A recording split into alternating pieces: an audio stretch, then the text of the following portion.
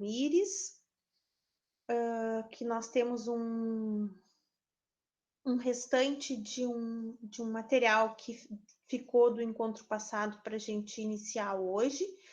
Então, a professora Tamires vai dar início às nossas atividades, depois eu continuo, tá bom? Então, uma boa noite de estudos para todos nós. E obrigada. Tamires, é contigo. Boa noite, pessoal, tudo bem? Coisa boa, friozinho, né? Eu adoro. Vocês viram ali no grupo que eu pedi para vocês uma folhinha e um lápis? Vocês conseguiram pegar? Tá. Só para a gente fazer uma dinâmica que vocês podem usar depois com os alunos de vocês. Então, eu vou compartilhar a minha tela com vocês.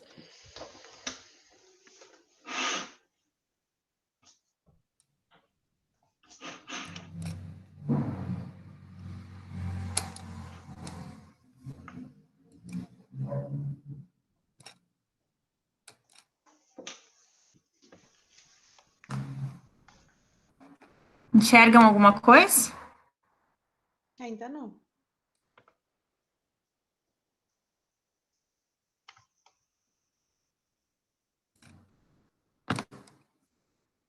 E agora? Agora sim. Sim.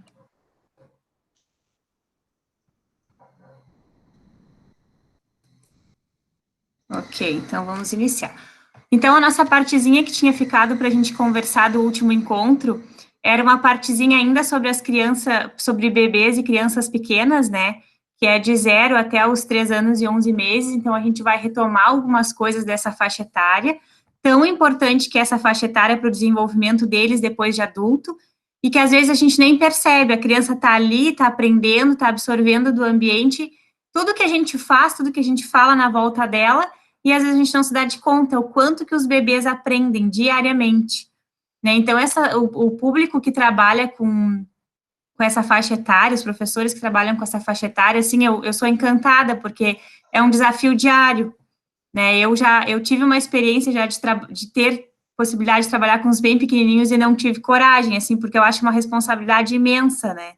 E são uns quantos ali para dar conta. E o quanto eles estão se desenvolvendo a cada momento ali nesse período. Então, a gente vai conversar um pouquinho sobre o método da Maria Montessori dentro dessa faixa etária e a importância que tem toda essa história montessoriana. Às vezes a gente acha, não, mas já é ultrapassado, já faz muito tempo que nem se fala em Maria Montessori, só que não, ela deu a vida para a educação infantil. Ela que moldou tudo que a gente conhece hoje de educação infantil. Então, por isso que ela é tão importante dentro desse desenvolvimento da criança, porque ela traz essas ideias essenciais para esse período de desenvolvimento. Então, eu trago primeiramente, assim, né, o foco da BNCC e os objetivos de aprendizagem, né? Então, o que está escrito lá nesse documento? Que na educação infantil, as aprendizagens essenciais compreendem tanto os comportamentos, as habilidades e os conhecimentos, quanto vivências que promovem a aprendizagem e o desenvolvimento nos diversos campos de experiência, sempre tomando as interações e a brincadeira como eixos estruturantes. Então, essa linguagem mais rebuscada, né, que tem lá na base, quer dizer exatamente que a educação infantil é a etapa que vai criar as oportunidades para que a criança experimente o mundo. É isso que a BNCC quer dizer, né, que a educação infantil, esse período de 0 até os 6 anos, é a fase que a criança tem para descobrir o mundo. Então, ali que ela vai fazer as descobertas, que ela vai experimentar, que ela vai criar as situações de vivência que depois, na vida adulta, ela vai estar reproduzindo. E é através dessas vivências e dessas experiências que muitos dos adultos se constroem. E aí a gente vê a importância de uma educação infantil.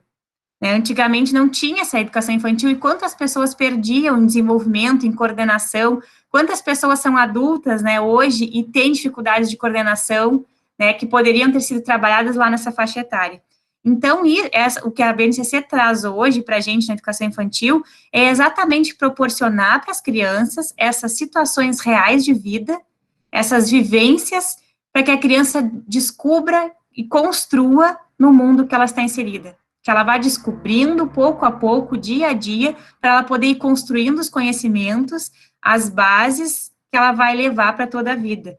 Muito se constrói nessa faixa etária, inclusive a gente sabe que os estudos psicológicos mostram que até a própria personalidade, ela é moldada nesse período, né? Então, o professor de educação infantil, para mim, é o mais importante de todos, né? E deveria ganhar muito mais do que todos, porque é ali que a gente está construindo a nossa criança, o nosso adulto. Tudo que vai ter no futuro está ali nas nossas mãos, né? E a importância e a responsabilidade que um professor tem na educação infantil. Então, dentro disso, a gente vai fazer uma dinâmica, então eu peço que vocês peguem a folha de vocês, o lápis, e aí eu vou dar algumas instruções. É um desenho dirigido que a gente vai fazer. Então, como a gente sempre diz para as crianças, todo mundo sabe desenhar, os desenhos são maravilhosos. Então, eu vou dar as instruções e vocês vão ir fazendo aí do jeito que vocês puderem, da melhor forma que vocês conseguirem. Então, o primeiro passo, a gente vai fazer uma receita de monstrinhos. Uma receita de monstrinhos, esse é o nome da dinâmica. O primeiro passo é fazer um desenho, né, da melhor forma possível, seguindo os passos que a professora vai dizer. E o primeiro item que vocês vão desenhar é uma cabeça grande e redonda.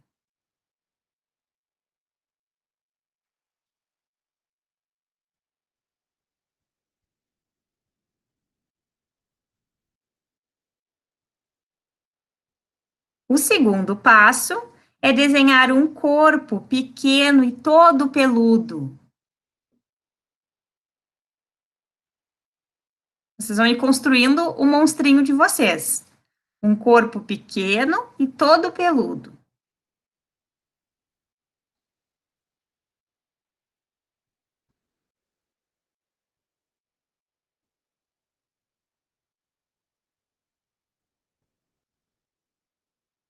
O próximo passo é desenhar braços finos e grandes, com dedos com as unhas pontiagudas. Braços finos e grandes, com dedos com unhas pontiagudas. Então, vou repetir para quem está entrando agora. A gente está fazendo uma dinâmica de um desenho dirigido que se chama Receita de Monstrinhos. Então, o primeiro passo é desenhar na folha de vocês uma cabeça grande e redonda. O segundo passo é desenhar um corpo pequeno e peludo. O terceiro passo é desenhar braços finos e grandes com dedos com unhas pontiagudas.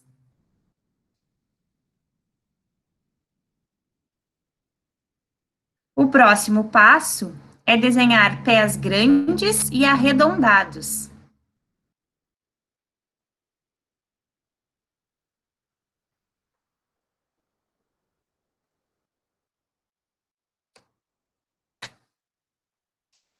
O próximo item do desenho é um olho só, bem grande no meio da cabeça.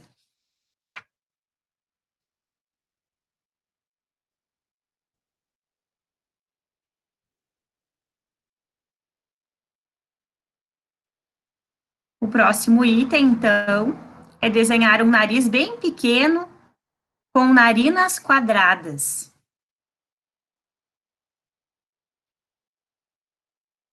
Um nariz bem pequeno com narinas quadradas.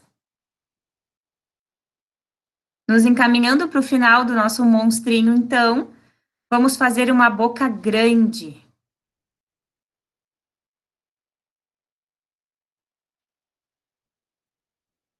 E para finalizar, vamos fazer orelhas grandes.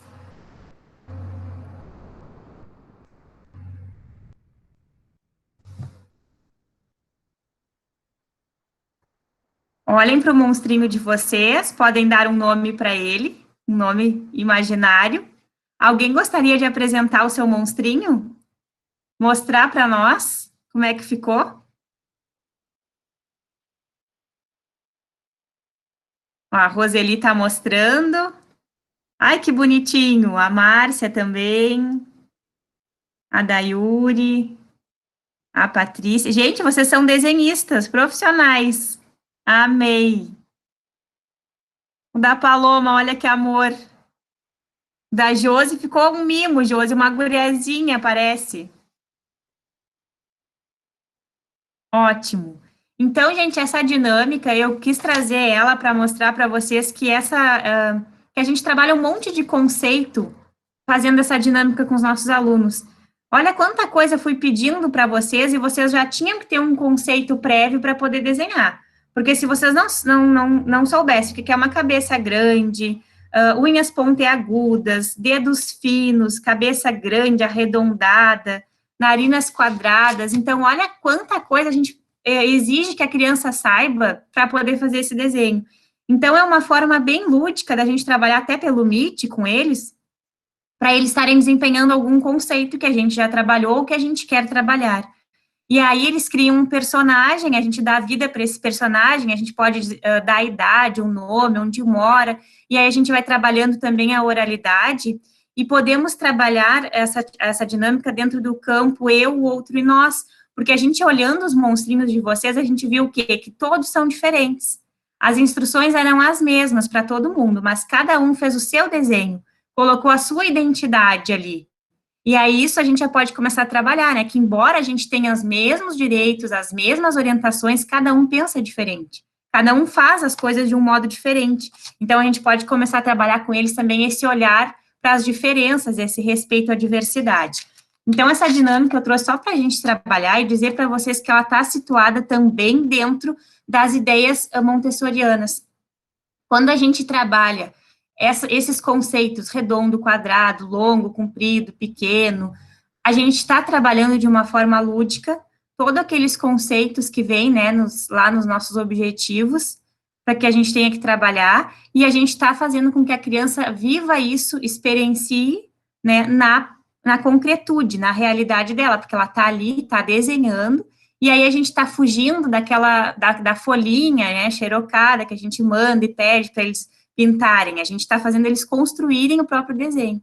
Então, essas atividades são bem simples, mas estão dentro da proposta de Maria Montessori. E aí, o que ela nos diz, né? O que a gente ganha na educação infantil, olhando um pouquinho para essa teoria que ela construiu? A presença da Maria Montessori, do método Montessori, se mede muito menos pela presença do método completo nas escolas de educação infantil e mais por aspectos que se tornaram valores universais. Então, mesmo a gente falando que a gente não segue Maria Montessori, na verdade, a nossa metodologia é montessoriana. Porque olha o legado que esse método deixou para a gente. As mesas e cadeiras pequenas, baixas, adaptadas ao tamanho da criança. E isso foi pensado dentro da proposta de Montessori, né? Senão não teríamos esse olhar ainda. A presença cada vez menos de castigos nas escolas, né? Que houve um período que o castigo era muito presente, né? Então, a partir das ideias, das observações da Maria Montessori, cada vez esses castigos foram se tornando menos frequentes. Por quê? Porque ela entendeu que isso pouco adiantava. E isso é um legado que a gente tem até hoje na educação infantil. Uma educação baseada no trabalho sensorial, fazer com que a criança experimente o mundo através do sensorial, dos sentidos, e isso vem de lá da teoria dela. A importância do movimento na primeira infância, quanto mais a criança se movimenta, mais ela descobre, mais ela se exercita e mais ela se desenvolve. O uso de materiais concretos que as crianças possam manipular na escola, hoje em casa, nas próprias residências de cada um, a comunicação respeitosa entre professores e alunos e a valorização das descobertas científicas sobre o desenvolvimento para a prática pedagógica.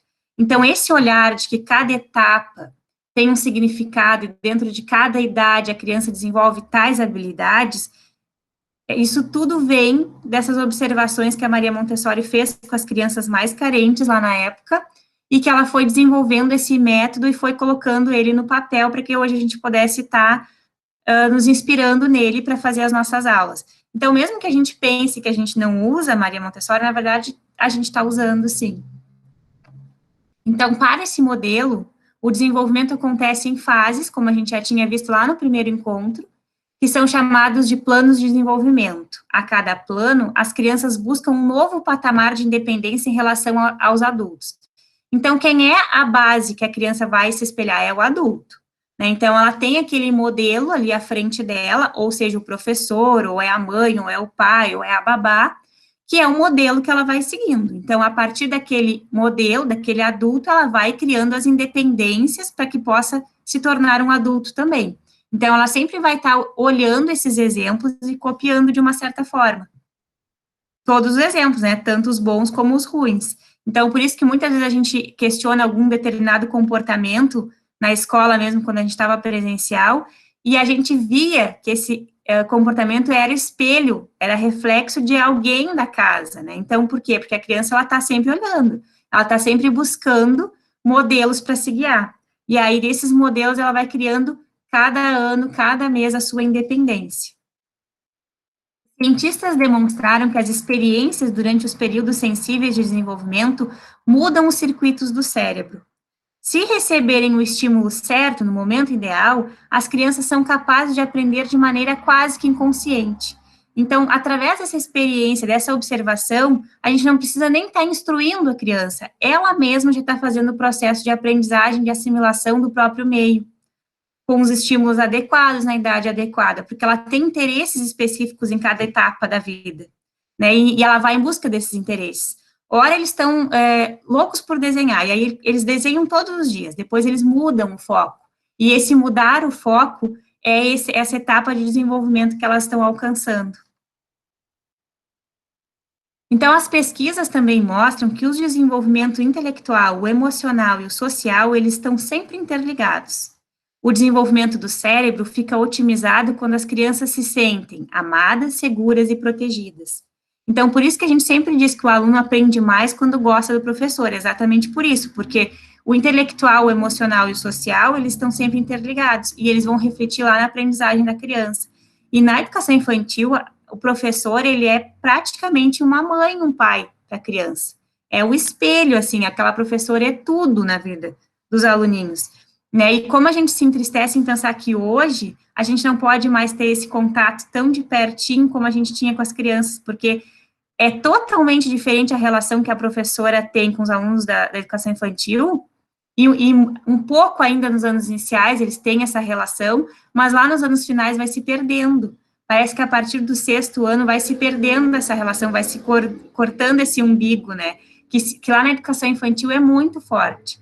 Bom, eles chegam a chamar a professora de mãe o tempo inteiro, né? Porque aquela presença é como se fosse aquela inspiração maior. E elas se sentem assim, amadas, seguras e protegidas. Então, nesse ambiente que ela está amada, segura e protegida, ela vai se desenvolver naturalmente com os estímulos que o meio está oferecendo. E aí eu penso muito nas creches, né? Que falta tá fazendo as creches na vida das crianças, porque as creches são uma segunda casa para as crianças, né? Elas vivem ali, elas moram, elas criam os seus cantinhos, elas têm os seus bercinhos, e elas vão se desenvolvendo dentro daquilo ali. E hoje a gente não sabe, né, como que estão essas crianças que são público-alvo da creche, que frequentavam. Como que será que estão os estímulos, o desenvolvimento? Como será que elas vão chegar depois de toda essa pandemia, de tudo isso que aconteceu? Né? Então, isso tudo são questões que a gente vai viver e que a gente não tem resposta ainda.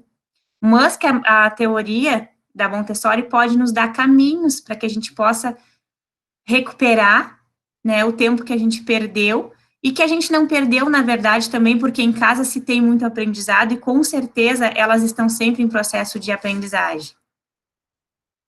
As experiências sensoriais que usam a visão, a audição, o tato, o paladar, o olfato, os movimentos, estimulam todas as células nervosas. Enquanto as crianças desenvolvem habilidades motoras e controle muscular, o cérebro formam conexões neurais. E essas conexões é que vão fazer toda a diferença lá no desenvolvimento adulto dessa criança, que vai se tornar uma criança maior, depois um adolescente e depois um adulto. E tudo que a gente é quando adulto tem um pouquinho de reflexo dos estímulos que a gente teve na infância também. Né? E então, nesse primeiro plano de desenvolvimento da criança de 0 a 6 anos, que contempla toda a educação infantil, qual é o objetivo maior dessa etapa? Né? O que o professor tem que estar sempre de olho? que o objetivo é aprender como o mundo funciona, para saber como funcionar no mundo e adquirir uma independência física em relação ao adulto. Então, esse é o objetivo, entender o meu mundo para saber como eu tenho que me portar e como tenho que exercer as minhas funções dentro desse ambiente também.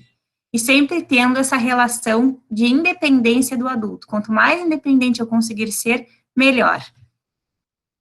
Então, quanto mais atividades que estimulem essa independência a gente consiga proporcionar para as crianças, mais a gente vai estar fazendo um trabalho de muito estímulo e muito desenvolvimento dentro dessa etapa de educação infantil. Então, eu trago aqui para a gente pensar um pouquinho que aprender como o mundo funciona começa por observar o mundo, suas imagens, sua linguagem, suas regras, as suas culturas, as leis físicas, as químicas, as biológicas. E isso não é fácil, e as crianças contam com a enorme capacidade do cérebro infantil de se transformar a cada nova informação. Montessori não podia observar o cérebro, porque naquela época não tinha os aparelhos que hoje se tem, mas ela observava o comportamento e sabia que as crianças tinham um tipo de mente muito especial. Chamou, então, essa mente de mente absorvente, porque está sempre absorvendo tudo ao seu redor. E com isso explicou como a criança parte do nada e chega a construir um ser humano competente e forte em breves 6 anos de vida.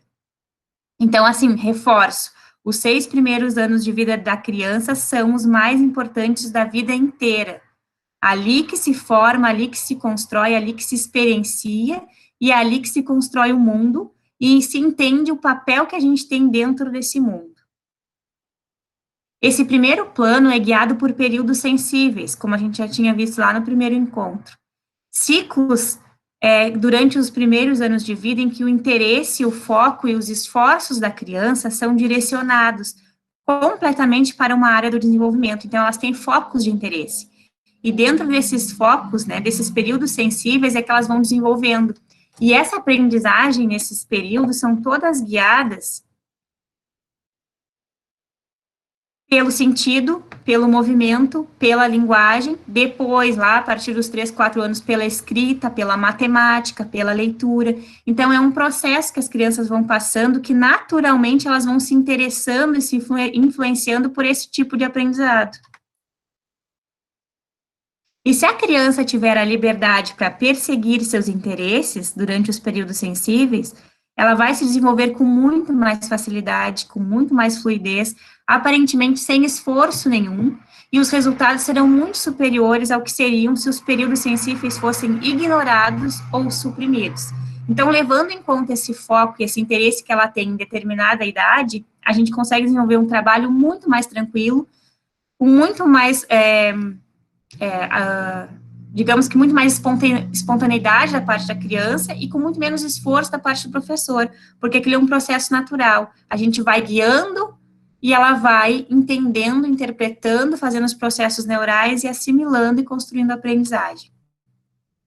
Então, eu trago aqui um videozinho sobre as escolas montessorianas, porque tem escolas que seguem fielmente a metodologia montessoriana e se dizem escolas montessorianas e tem todo um plano adaptado, um cenário, os objetos, todos adaptados para esse tipo de ensino, não só na educação infantil, né, mas principalmente.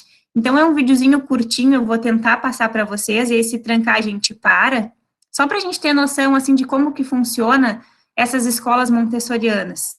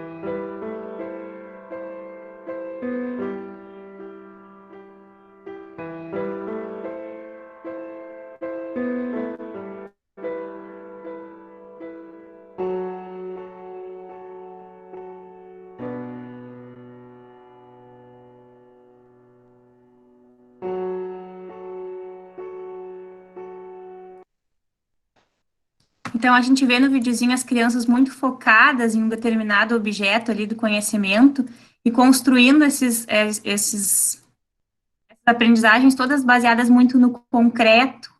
E aí aqui eu trago um outro videozinho, com crianças menores.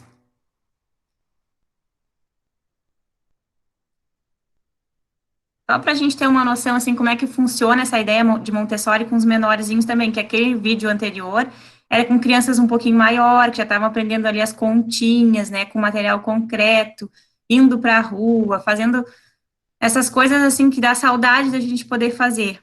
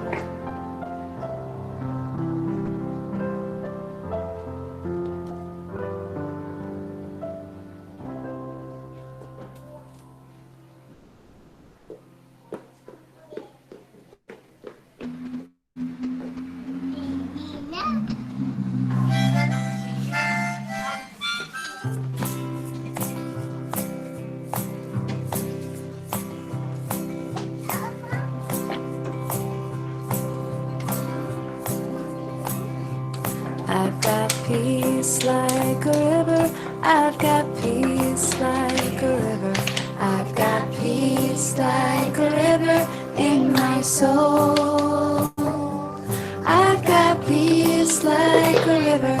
I've got peace like a river. I've got peace like a river in my soul.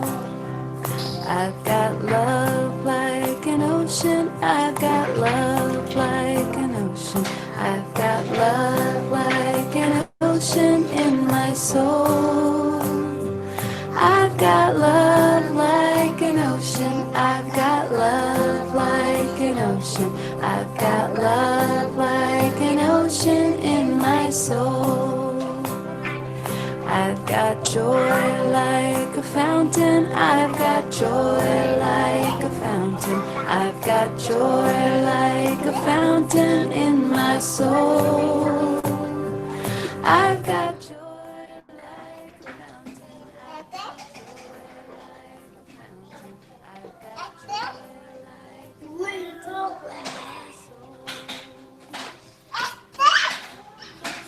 like a fountain.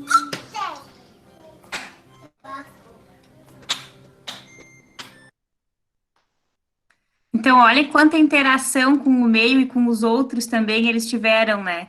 Essas aprendizagens, esse lavar, o bebezinho ali lavando a roupa, né? Que coisa mais amada. Isso é construindo os seus conhecimentos, explorando o mundo que ela vive, para entender qual é o papel que ela tem também.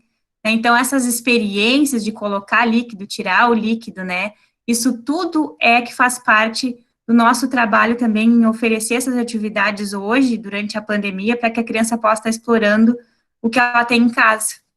E é isso que vai fazer muito mais diferença na vida dela, nos esquemas neurais do cérebro dela, do que pintar a folhinha, por exemplo. Essas atividades práticas que ela pode explorar o ambiente, que ela pode estar experimentando o mundo dela, que isso tudo vai fazer falta depois, essas interações com o pé, com os calçados, essa dificuldade de colocar o calçado, né, tudo isso que faz parte do nosso mundo de educação infantil. E isso tudo aumenta o poder do nosso cérebro. As crianças aprendem o que vivem, né, então Montessori enfatiza que esse aprendizado se dá sempre através dos sentidos, sempre ela experimentando através da visão, da audição, paladar, tato, olfato, isso é que vai fazer realmente as conexões certas no lugar certo para que a aprendizagem também ocorra de forma eficiente. E até os 6 anos de vida é o período de maior desenvolvimento do cérebro. Então, quanto mais a criança explorar o ambiente, o mundo que ela vive, a casa dela, mais ela vai estar potencializando o cérebro dela, porque até os 6 anos é que ele vai estar assim, a 1000, sempre em desenvolvimento. Depois, claro, vai ficando um pouquinho mais lento, né, um pouquinho mais, na puberdade um pouquinho menos, por isso que a gente sempre diz para os professores de língua, né, que depois da puberdade fica mais difícil para adquirir uma segunda língua, e é verdade isso, porque o cérebro vai ficando mais lento, né, vai processando menos, então a idade correta para começar a adquirir uma língua é quanto antes melhor. Crianças que têm pais falantes de 2 línguas, com 2, 3 anos conseguem falar as 2 ao mesmo tempo, aprendem as 2, porque elas têm o estímulo e o cérebro está ali para isso. Quanto mais cedo a criança aprende, melhor é. Então, quando estimulamos os sentidos das crianças, através de métodos que levem elas a notar e discriminar entre as propriedades de diferentes objetos, sinais não enviados do sistema nervoso para o cérebro, sinais são enviados do sistema nervoso para o cérebro, e depois do cérebro eles voltam para o sistema nervoso. Quanto mais vezes esse processo se repetir e acontecer, mais fortes vão ser as vias nervosas. E esse processo será a base para todas as aprendizagens na vida adulta. Então, eu trago aqui algumas ideias práticas de atividades que a gente já conhece, que a gente já usa, mas todas elas são baseadas dentro do modelo da Maria Montessori, né, a partir desses sentidos, explorando os sentidos e explorando o meio, e todas elas são viáveis de fazer dentro das nossas aulas também remotas, da sala de aula, quando a gente tiver presencial, e algumas têm idades específicas para começar, mas a maioria delas dá para se usar em toda a faixa etária da educação infantil. Né? Então, a primeira delas são os circuitos, que já podem ser feitos a partir dos 6 meses, delimitando caminhos pela sala, pelo quarto, indo de um cômodo a outro da casa, ou se tiver a possibilidade também pode ser feito na rua, no pátio, né, que a criança vai guiando aqueles caminhos, vai passando por eles, enfrentando alguns obstáculos que a gente pode colocar, né, ou passar por cima de uma cadeira, ou por baixo, ou subir em algum degrauzinho, isso tudo são obstáculos que parece que ela está fazendo o maior esforço do mundo para vencer, mas ela consegue vencer e isso é super importante para o desenvolvimento dela. Ficar em cima de sofás, né, descer do sofá, engatinhar no circuito, passar por cima, passar por baixo, isso tudo são circuitos que podem ser feitos a partir dos 6 meses. Aqui tem alguns exemplos, né, até dentro de uma própria caixa de de papelão, colocar um estímulo, que é a bolinha, ela vai em busca desse estímulo e vai fazer o circuito. Aqui tem um outro exemplo da criança subindo do sofá, descendo do sofá, já uma criança maiorzinha, né, não é tão bebê. E a gente tem os circuitos mais robustos a partir dos 2 anos de idade. Aí a gente pode desenhar no chão, né, com fitas, ou com linhas, ou com o próprio giz, cordões coloridos, enfim, depende do que a pessoa tem em casa, e a criança vai andando sobre esse caminho marcado, né, um pé na frente do outro, ou pulando, conforme a gente vai dando as instruções. Então, aqui tem alguns exemplos, até tem aquele exemplo dos pezinhos, que a gente coloca os pezinhos para a esquerda, para a direita, ou um pé só, e a criança vai fazendo aqueles circuitos, ou por linhas, ela vai caminhando em cima das linhas, marcadas por cores, e aí a gente faz diversos caminhos, com diversas formas. Isso tudo é uma atividade que estimula muito, muito o cérebro. Outra ideia são os tubos das cores, que já pode ser aproveitado a partir de 1 ano, né? Então, com qualquer coisinha, com rolinho de papel higiênico, qualquer coisa que a gente tenha em casa que dê para fazer um tubinho, e aí a gente vai passando bolinhas coloridas por dentro de cada cor correspondente. Depois a gente tem também a ideia da caixa sensorial, que é muito importante, porque ali a gente trabalha várias coisas, né? Inclusive o medo, né, do desconhecido, que já pode ser feito a partir dos 2 anos de idade. Então, a gente cria uma caixinha e coloca vários objetos dentro. Aqui tem até um exemplo bem com coisas de casa mesmo, né? Uma escovinha, um paninho, uma colher, vários objetos que tenham o toque diferente para a criança colocar a mãozinha ali sem ver, tocar, tentar adivinhar, né, perder esse medo do desconhecido. Então, a caixa sensorial é muito usada e pode ser feita em casa também pelos pais, e ela é muito importante para esse desenvolvimento, principalmente, né, das crianças até os 3, 4 anos. O móvel para o bercinho, né, que aí é para os bebês mesmo, desde recém-nascido até 11, 12 meses, que estimula muito, muito, muito os sentidos da criança, né, porque ela está no bercinho e ela vai estar construindo o móvel. Essa ideia do móvel, ela vem da Maria Montessori, né, foi ela que teve essas iniciativas de colocar coisinhas para a criança observar e tentar pegar, e aí ela vai se desenvolvendo ali no próprio bercinho.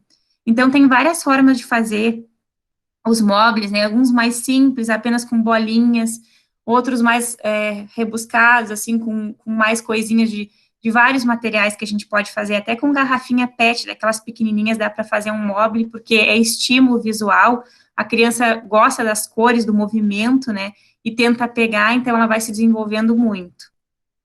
O espelho Montessori também, que já dá para a gente utilizar essa ideia a partir dos 3 meses, né, a criança se olhar, se conhecer, primeiro eles levam um susto, depois eles já gostam, começam a rir, descobrir aquele outro que está ali, né, depois conhecer a mãe, conhecer o pai através do espelho. É uma atividade que parece bem boba, mas que dentro dessa metodologia toda da Maria Montessori, ela observou que faz grande diferença na vida das crianças e no desenvolvimento delas também. As bolas sensoriais, que a gente pode criar, assim, de várias formas, tem para vender, dá para criar com tecidinho, coloca um paninho dentro, uma esponjinha, costura, né, isso daí tudo vai fazendo com que a criança tenha o estímulo necessário na idade em que ela precisa. E aí, agora, tem vários tipos de bolinhas, né, dessas que vêm, até em forma do próprio coronavírus, eu tenho uma aqui em casa, mas, para quem não consegue comprar uma bolinha dessas, dá para fazer com paninho, de forma bem simples, com uma meinha, né, costura, coloca até um papelzinho dentro, que fica um outro toque, um outro tipo de estímulo, né, sensorial, pode ser com esponjinha, pode ser com tecidinho, com que a pessoa tem em casa. Os blocos de construção também, que nunca vão cair de moda, né, são sempre muito bem-vindos na educação infantil, já muito menos de 1 ano, né, os estudos mostram a partir de 1 ano, mas crianças bem pequenas já conseguem manipular os blocos, conseguem relacionar eles, assim, né, por cores, conseguem fazer uma estradinha, um caminhozinho com blocos, depois, a partir de 1 ano, eles já vão querendo montar alguma coisa, então, os blocos, eles são sempre bem-vindos, e aí a Gabriele pode concordar comigo, né, que trabalha muito com esse tipo de material com as crianças que ela atende, e que não só para crianças autistas, né, Gabriele, mas todas as crianças precisam desses estímulos para construir as suas experiências, experienciar esse mundo que vive, para estar construindo o seu próprio aprendizado. E os blocos são sempre muito bem-vindos, né? Sim, com certeza, né? A gente, os blocos, eles nos abrem um mundo de infinitas possibilidades, assim, de trabalho, desde o simples pareamento, né? De pareamento de cores, das mesmas formas. A gente pode também explorar o... Eu vou pegar aqui para mostrar para vocês, só um segundo.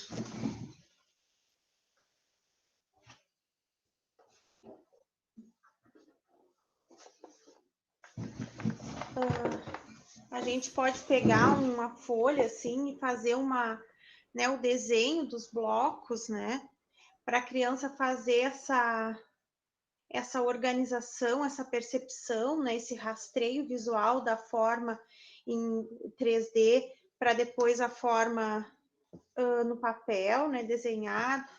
A gente pode também construir um castelo, e aí conforme a gente vai trabalhando assim a evolução deles também, quando a gente pode oferecer o desenho na folha e eles montarem nos blocos, né? Então, é tantas possibilidades que a gente vê, né? Depois, assim, até no processo de alfabetização com eles, depois a gente usa os blocos para trabalhar a consciência das sílabas ali, das letrinhas, né? Colocar uma letra. Então, eu vejo assim que os blocos é um material chave, assim, que a gente tem muitas possibilidades e vocês vão com certeza ter muitas outras que a gente até nem conhece, né? Então, são possibilidades imensas, assim, que a gente tem. E aí, nesse mesmo foco dos blocos, tem as torres também, né? Que a criança faz, assim, muitas conexões para poder encaixar aquelas pecinhas, né? Uma em cima da outra, obedecendo os tamanhos, obedecendo cores, obedecendo formas, né? Porque tem diferentes torres. Então, essa aqui é uma atividade que eles podem, a família pode estar construindo em casa com eles, com materiais recicláveis, com papelão, e podem estar oferecendo essa brincadeira para a criança estar se desenvolvendo no próprio ambiente, né, porque é bem simples de construir bolinhas, né, de diferentes tamanhos, para que a criança possa encaixar em alguma coisa que ela tenha em casa. Então, é uma ideia super construtiva, assim, que a partir de 1 ano já pode ser explorada pelas crianças, e isso vai até os 5 anos, porque as crianças adoram fazer esse tipo de atividade. As caixas de permanência, que até apareceu ali no vídeo que eu mostrei para vocês, é uma referência da teoria da Montessori, que trabalha essa consciência do sair e do voltar, do aparecer e do desaparecer, porque a criança, ela até uma certa idade, ela não sabe que se a mãe sair, ela vai voltar, ela não tem essa consciência. Então, através dessa caixa de permanência, a Maria Montessori começou a observar que as crianças começavam a ter essa consciência, porque aí ela coloca a bolinha ali e esconde a bolinha desaparece. Depois, quando ela abre, a bolinha está ali, né? Então, isso faz a associação de que quando a mãe vai trabalhar, a mãe desaparece, mas daqui a pouco a mãe volta, né? Então, através de uma simples brincadeirinha, né, do esconder, do achar, que não precisa ser dentro desse molde, dessa caixa de permanência, mas pode ser em outra caixinha qualquer, que a gente vai estar escondendo um objeto e depois vai estar aparecendo de novo, a criança vai construindo essa ideia também da permanência, né, do que vai, do que volta. Então, elas são super úteis a partir dos 8 meses já, quando o bebê, de fato, começa a se dar de conta da existência dele mesmo no mundo, para além da extensão da mãe, porque até essa idade, tudo é a mãe, a referência é a mãe, então, eles ainda não sabem que eles têm, né, a vida própria. Então, a partir dos 8 meses, eles começam a ter essa noção, né, do que eles também fazem parte do mundo. E aí, alguns bebês ficam mais nervosos, mais ansiosos, choram mais, quando a mãe se afasta, quando a presença da mãe não está ali, até às vezes pode estar dentro da própria casa, só que num outro cômodo, os bebês já não conseguem lidar com isso, não todos, mas uma grande parte. Então, através dessas caixas de permanência, o bebê consegue fazer essas conexões, né, de que o objeto aparece e desaparece, mas ele não deixa de existir. E aí ele vai relacionando isso com a presença da mãe também. Ela tá ali, ela não tá, mas ela existe, ela volta, né? Então, isso daí também trabalha a psicomotricidade fina e a coordenação óculo-manual da criança. As cestas dos tesouros montessorianos, que já podem ser trabalhadas a partir de 2 anos, que é colocar dentro de um potinho, de uma cestinha, vários objetos para que ela possa pegar, para que ela possa saborear, para que ela possa observar, ouvir, tocar, explorar, cheirar. Posso colocar várias coisas que possa estar trabalhando todos os órgãos do sentido. E a partir dali ela está experienciando, está vivenciando, está tocando. Pode ter até algumas coisas que ela possa, um biscoitinho, que ela possa provar, para ela ir fazendo essas conexões também com esses diferentes tipos de objetos que o universo, que o mundo está nos oferecendo. Então, é um brinquedo imprescindível desde que o bebê consegue se sentar. Na cesta, você pode colocar objetos da casa para o bebê, para que o bebê possa experimentar com eles, colheres de pau, copos de plástico, escovinhas de madeira, esponjas. Também pode montar cestas que incluam coisas da própria natureza, né? Aqui tem um exemplo, né, de elementos da própria natureza, e a gente pode estar explorando até as pedrinhas, as folhas das árvores. Outra ideia que está dentro da ideia do método, dentro do livro que a gente está estudando para passar para vocês, é uma coisa bem simples e que é super importante, que muitas crianças chegam lá no 3º, 4º ano e não sabem fazer, que é abotoar a roupa. Né? Então, poder trabalhar com isso a partir dos 2 anos e meio, já até a partir dos 2 anos, criar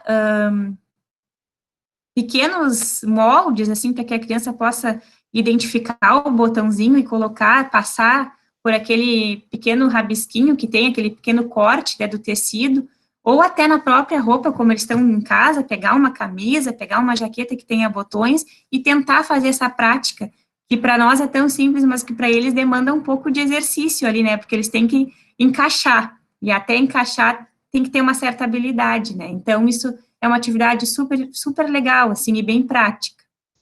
Despejar os líquidos também, como a gente viu ali no vídeo, isso aí faz toda a diferença na vida da criança, né? Olha quanta coordenação ela tem que ter para ela colocar aquele líquido dentro do potinho, dentro do copo, e ali no vídeo ainda tinha um funil, que a criança passava o líquido por dentro do funil, né? Então, olha quantos esquemas ela tem que fazer para que isso aconteça, e a prática e a habilidade que ela tem, que muitas crianças que a gente vê hoje com 8, 9 anos não conseguem servir um copo de refrigerante, por exemplo, porque não desenvolveu essa coordenação, que a partir dos 2 anos a gente já pode estar proporcionando. Engraxar ou limpar os próprios sapatos, ou sapatos da mamãe, é um exercício bem lúdico que eles podem estar praticando. Hoje a gente não usa muito o engraxar, mas pegar um paninho, uma escovinha e limpar, né, botar um pouquinho de água, isso tudo são atividades que está dentro do currículo da educação infantil. Lavar a louça, ajudar a mãe a lavar a louça, né, com a esponja, com o detergente, com um pouquinho de água. O jogo do silêncio, que pode ser feito a partir dos 2 anos até os 6 anos de idade, né, que ajuda a criança a desenvolver a autodisciplina, né, fazer um momento de silêncio, e naquele momento ali de 1, 2 minutos, ninguém vai falar nada. A gente só vai escutar o som que tem na rua, o som do próprio ambiente, mas a gente não vai falar nada. Às vezes, eles não conseguem ficar 1 minuto em silêncio, e aí a gente vai treinando 1 minuto, depois 2 minutos. É muito importante, até para nós adultos, que às vezes a gente precisa dessa pausa, e às vezes a gente tem dificuldade de parar o que a gente está fazendo e dar esse tempinho para o nosso organismo se adaptar, se reconectar com o universo. Então, esse jogo do silêncio, ele é muito importante para as crianças já começarem a ter essa autodisciplina, que às vezes a gente precisa parar e silenciar, para a gente conseguir voltar de onde a gente estava e seguir as nossas atividades. E aí eu trago também, para finalizar a minha apresentação, algumas ideias práticas para as aulas no Meet. Vou trazer sempre, cada encontro, vou trazer algumas dicas para que vocês possam estar usando também. Então, eu trago esse site aqui de jogos online, que tem uns joguinhos da memória, que são muito bons de fazer pela aula do Meet, porque a gente pode apresentar a tela do joguinho, e a gente vai jogando junto com eles, e aí cada um tem a sua vez, e ele já trabalha essa vez, espera a minha vez, agora é a tua vez. Outra ideia que eu trago é ele tem prontinho no YouTube, depois eu vou passar para vocês, que é descobrir o animal pela sombra. E aí o vídeo vai passando, e a gente vai explorando com o aluno, vai fazendo as perguntas para que ele vai descobrindo. vídeo de hoje vai ser muito animal. Então já vai deixando o seu like e se inscreva no canal. Você sabe dizer de qual animal é essa sombra? Essas orelhas? Aí a gente pode ir parando o vídeo e fazendo as perguntas também pelo Meet, né, para que eles vá descobrindo qual é o animal que está ali. Essa é uma das dicas que eu trago. Outro é os sons, outro videozinho também que dá para a gente ir parando e trabalhando os sons.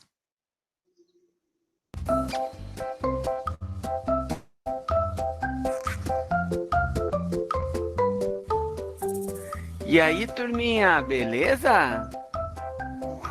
Hoje, o tio André vai fazer uma brincadeira bem legal com vocês. Vai aparecer a sombra e o som de um animal. Quem adivinhar pode falar bem ligeiro. Eu quero ver quem adivinha primeiro. Vamos brincar? Olha quem vem vindo lá. Quem será que é?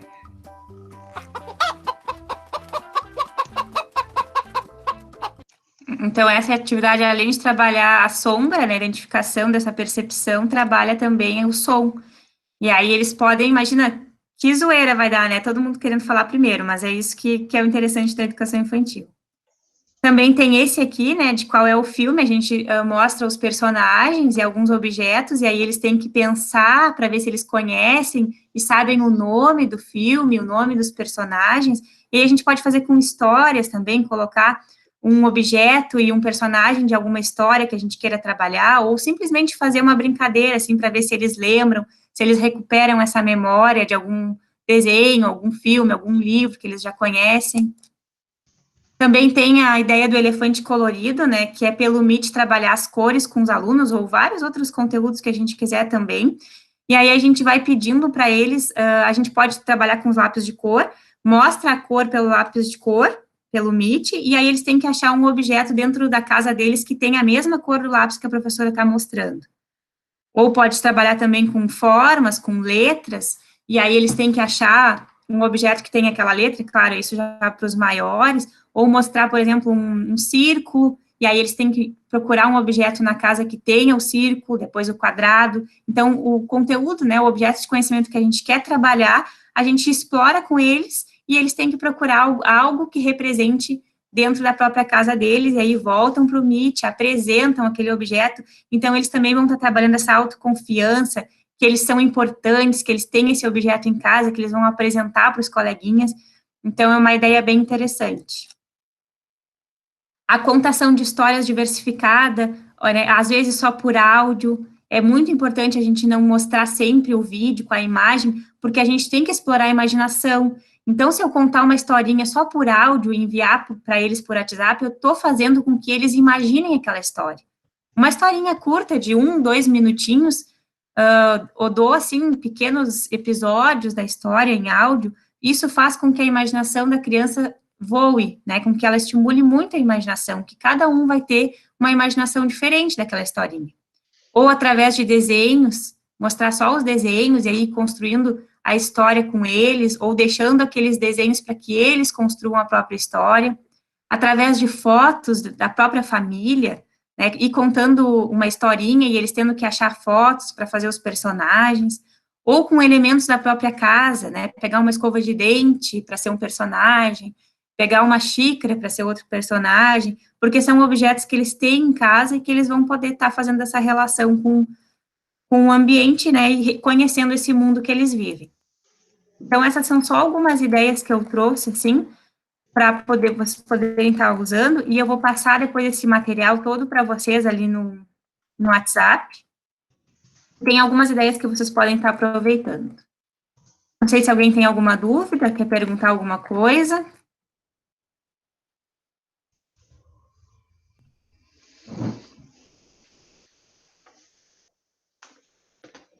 Não, eu já passo para a Gabriane, da sequência.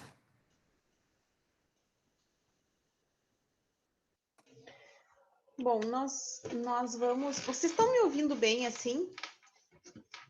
Sim?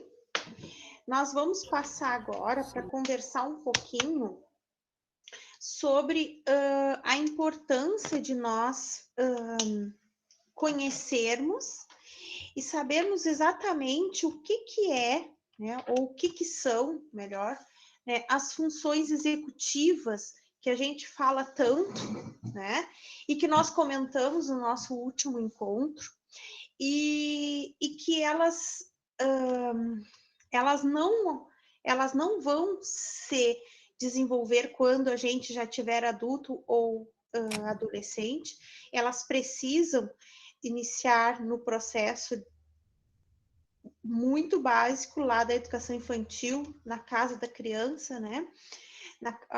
Onde a criança mora com seus pais ou cuidadores, independente. Bom, então eu trouxe um pouquinho para a gente conversar sobre isso, para que a gente possa conhecer um pouquinho mais sobre o que são as funções executivas e qual a importância que tem na nossa vida, né?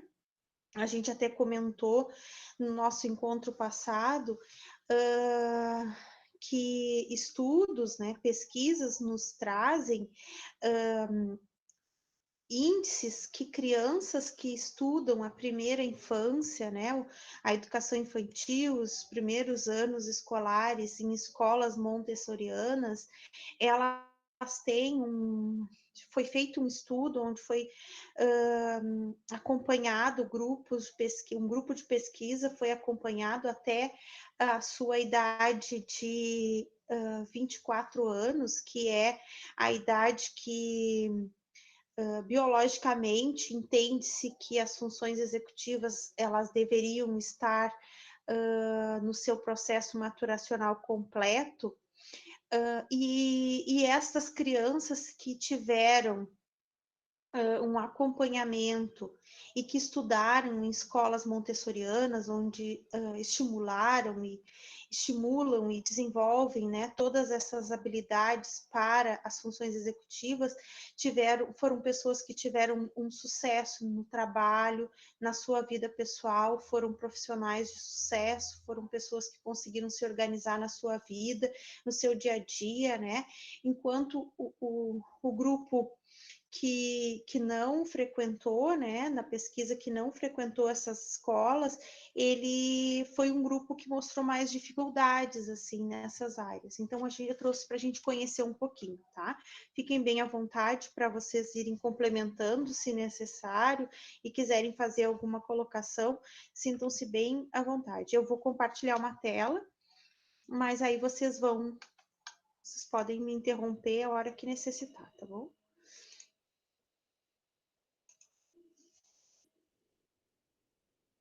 Quando aparecer aí, vocês me digam, por favor.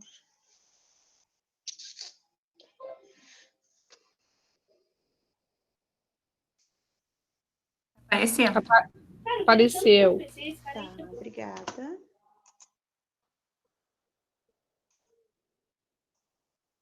Vou ver se eu consigo deixar a tela cheia aqui, porque o meu computador escondeu esse coisinho aqui, esse linkzinho. Ah, apareceu agora.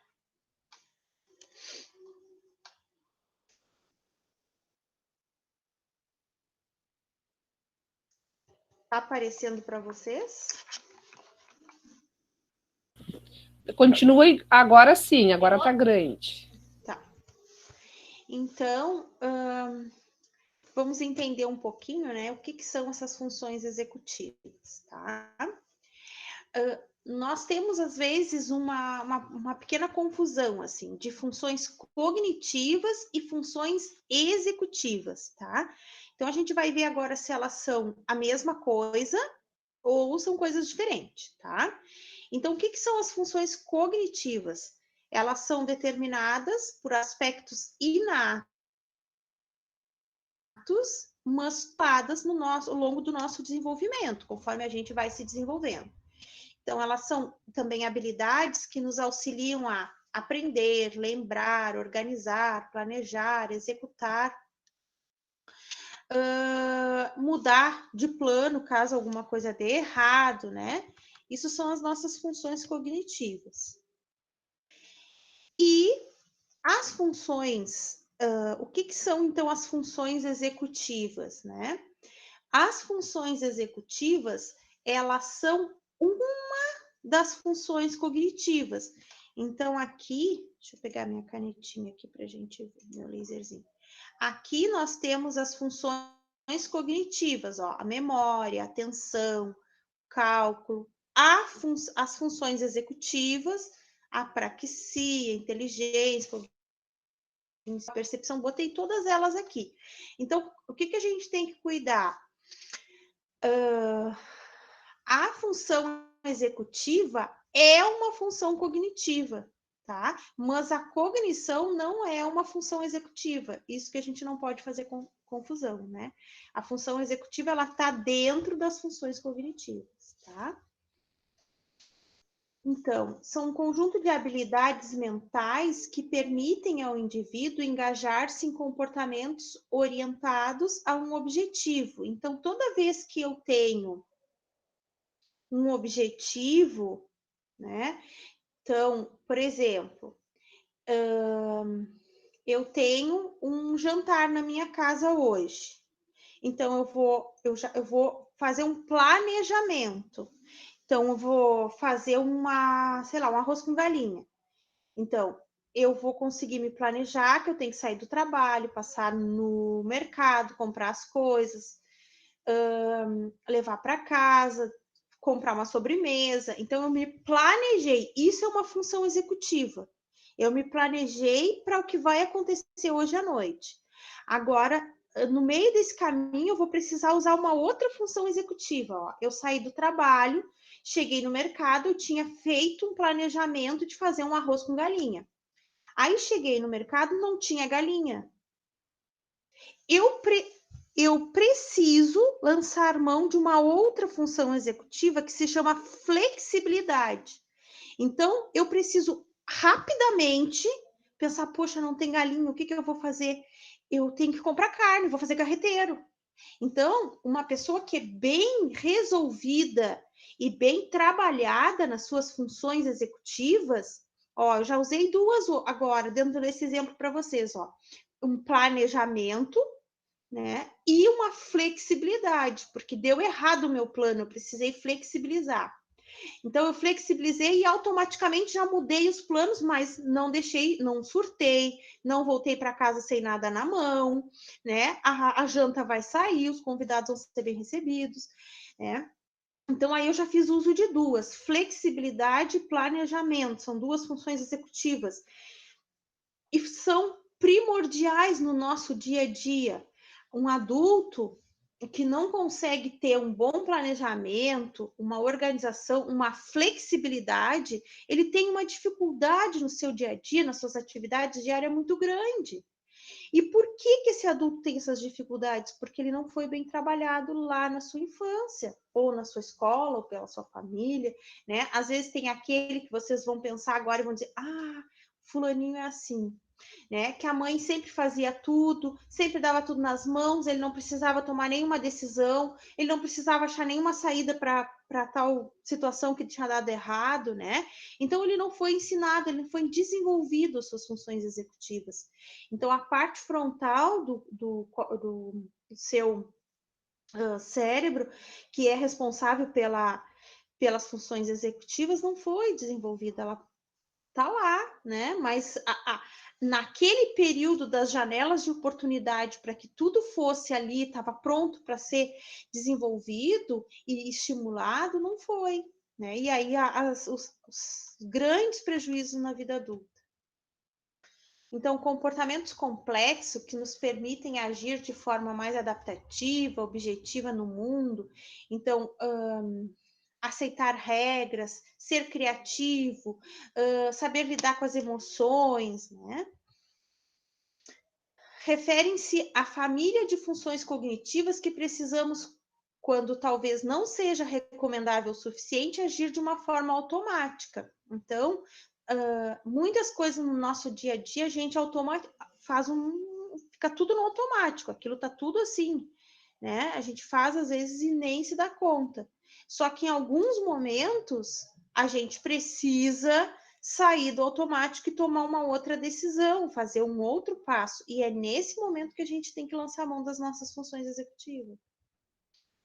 Então, apesar de essenciais, nós não nascemos com as habilidades que nos permitem controlar nossos impulsos, fazer planos e permanecer focados.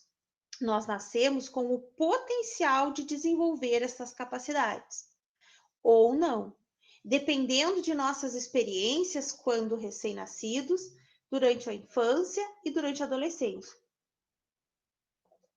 Então, a gente nasce com a faca e com o queijo na mão, né? A gente precisa usá-los, porque se nós não usarmos, ou se nós deixarmos o bebezinho, né, em um ambiente que não é estimulador, que não não oferece condições para que ele se desenvolva e potencialize essas habilidades, ele não vai potencializar, né? E aí eu quero só dividir com vocês esse vídeo. Esse vídeo ele foi produzido, é um vídeo, ele está em inglês, mas ele tem legenda, mas você só enxergando as cenas, vocês vão entender, né, qual é o papel da educação infantil no desenvolvimento dessas habilidades, dessas funções executivas, né, o quão importante é esse período que muitas vezes as crianças chegam lá com 6 meses, antes de um ano, estão, né, chegando para as escolas, para as creches, né, e vão sair de lá para uma escola direto, às vezes, para o fundamental, ou às vezes fazem educação infantil, mas, né, então ficam muito tempo, né? Então eu quero dividir com vocês esse vídeo, porque ele é muito bom.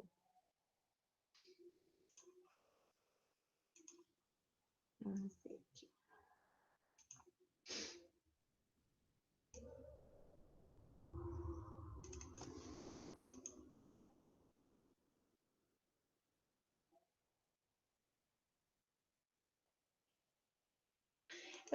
Uma sugestão. Vocês estão enxergando a minha tela? Sim. Tá. Eu vou copiar esse link aqui, vou fazer assim. Deixa eu voltar aqui. E vou botar aqui no chat.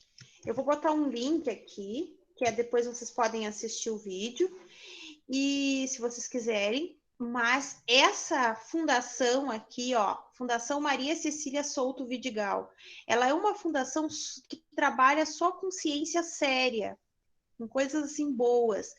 E tem muito material que vocês podem achar lá. Tem leituras, tem artigos, tem pesquisas, tudo para educação infantil. Tudo, tudo, tudo. É muito bom, é uma riqueza o material que eles têm.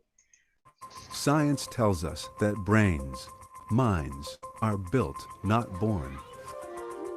And at the center of this dynamic architecture are a set of skills called executive function and self-regulation. Children's self-regulation and executive function are key ingredients in their lifetime performance. It's not just about learning language or learning numbers or learning colors. We have to be able to work effectively with others, with distractions, with multiple demands. These actually are skills that contribute to the productivity of the American workforce. Just look at your shapes. What should you have done next? Educators, I think, are looking for just this sort of thing. And when we describe what we mean by executive function, they say, yes, that's it. That's exactly, you know, the problem. These kids, they can tell me these rules, but they can't actually use them. What's this? A toolbox. A toolbox. What is executive function? Safety goggles. Probably the best way to think about it is sort of like an air traffic control system in the brain. Just like an air traffic control system has to manage lots of airplanes going on lots of runways and really exquisite timing and so on, a child has to manage a lot of information and avoid distractions. We really think of it as involving working memory and inhibitory control and mental flexibility. Take a situation where a child is having to take turns. So first of all, the child has to have inhibitory control. The child has to be able to stop whatever he or she is doing and let the other child take a turn. Cute. But when it's your turn again, you also have to remember what it is you're supposed to be doing. So that pulls on working memory. If the children who are taking the turns after you do something unpredictable, you have to be able to adjust what you're going to do next.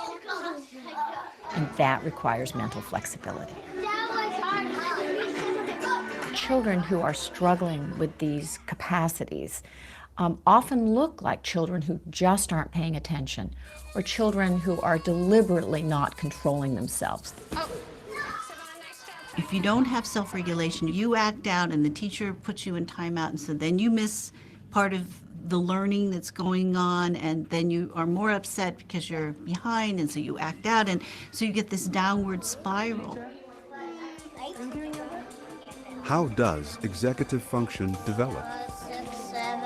7, and +4. In little children, and even in the infant and toddler years, you begin to see the roots of executive functioning skills.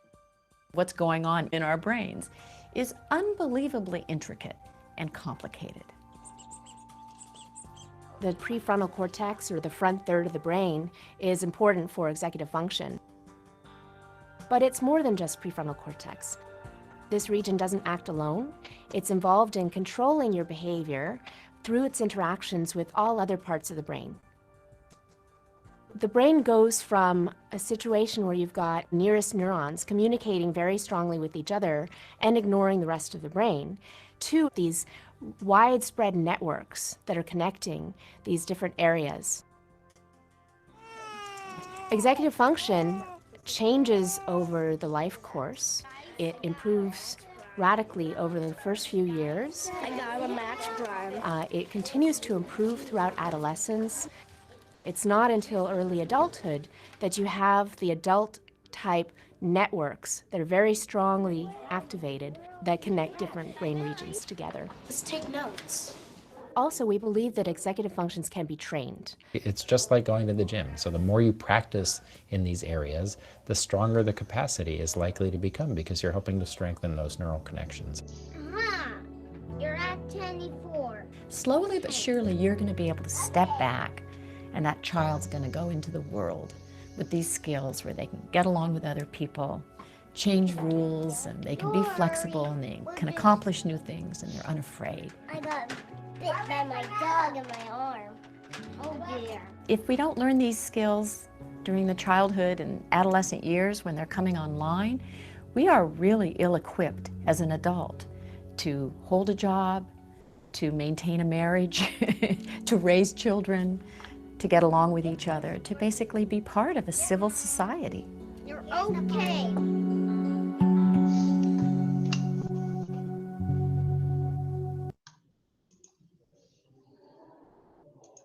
Então, esse vídeo nos mostra, sim, foi feito por especialista, claro, numa escola americana, mas ele traz exatamente, assim, a importância, né, desse olhar nosso, dos professores, da equipe que está com esses pequenininhos, né, porque quando a gente tem esse conhecimento, a gente consegue enxergar com outros olhos aquelas tarefas que a gente vai oferecer, né, buscando e oferecendo tarefas que venham a desenvolver esses objetivos, né? Então, vocês viram quão importante é esse trabalho ser desenvolvido desde pequeno, né? Quantas crianças a gente tem que não sabe esperar a vez, né? Tem que ser naquele momento, tem que ser ali, né? Isso é um controle inibitório, é uma outra função executiva, né? Controle inibitório, que é quando o adulto, a pessoa, né, adolescente ou a própria criança, às vezes tem com um brinquedinho na mão, ele vai lá e se avança na mão, tira, né? Então, esse controle inibitório dele em pequenininho tem que ser trabalhado, porque senão depois vai ser um adulto que não vai se esperar a vez para falar, não vai esperar a vez na fila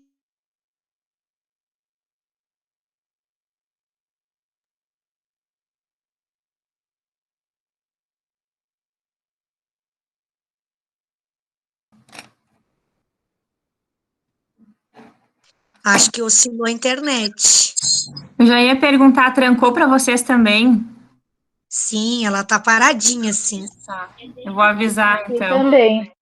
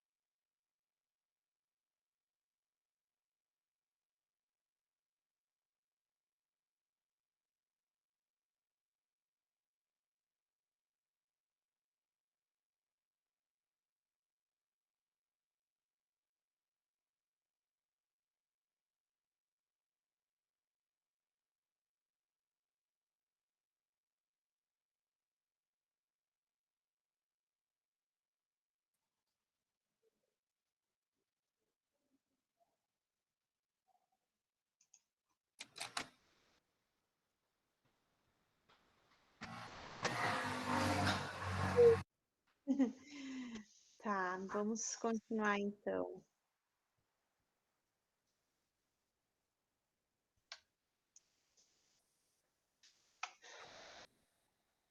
Apareceu? Apareceu. Sim, apareceu. Então, vamos entender um pouquinho mais o que faz parte, então, dessas funções executivas. Então, conforme, assim, o modelo que uma pesquisadora, que é Diamond, nos traz as funções executivas básicas, né? Então, a gente tem a flexibilidade, o controle inibitório e a memória de trabalho, tá? Memória de trabalho é aquela que a gente recebe uma informação e a gente armazena aquela informação por um curto espaço de tempo, enquanto é necessário. Por exemplo, eu digo para vocês, gurias, liguem para mim, 984048788. Aí vocês, eu preciso ligar para a Gabriane, para aí, gravar o meu número. Tá. Aí falaram comigo, aquele número deu, não precisa, vocês não vão gravar na memória, não vai ficar, não é uma memória de longo prazo. Então, vocês não vão ficar com aquela informação ali. Então, a memória de trabalho é essas informações que vêm no nosso dia a dia, que estão ali presentes, né?